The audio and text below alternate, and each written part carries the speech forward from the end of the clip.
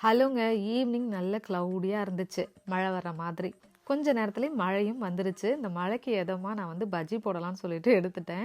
1 cup கடலை மாவு, 1/4 cup மைதா மாவு, 2 டேபிள் ஸ்பூன் அரிசி மாவு இதெல்லாம் ஜலிச்சு எடுத்துக்கலாம்.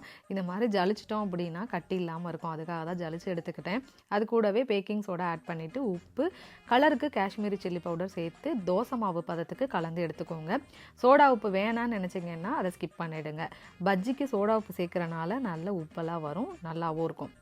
நான் பார்த்தீங்க அப்படின்னா எப்போதுமே ஏதாவது ஒரு ஸ்நாக்ஸு ஈவினிங் டைமில் குயிக்காக பண்ணணும் அப்படின்னா இந்த பஜ்ஜி, அதுவும் டேஸ்ட்டும் நல்லாயிருக்கும், எல்லாருக்கும் ரொம்பவும் பிடிக்கும். ஸோ ஈவினிங் ஸ்நாக்ஸுக்கு பஜ்ஜியும் தேங்காய் சட்னியும் வச்சுருந்தோம். ஸோ மழையும் நல்லா பெஞ்சுது, ஆலங்கட்டி மழை பெஞ்சிச்சு. குழந்தைங்க 2 பேரும் போய் விளையாடணும்னு சொல்லிட்டு கொஞ்ச நேரம் அதை பிடிக்கணும்னு சொல்லிட்டு விளையாடிட்டு இருந்தாங்க. எங்களோட ஈவினிங் இந்த மாதிரி சூப்பராக போச்சு. இந்த மழைக்கு எதமாக டீ பஜ்ஜியோட. நம்ம நெக்ஸ்ட் ஒரு ஷார்ட்ஸில் பார்க்கலாம்.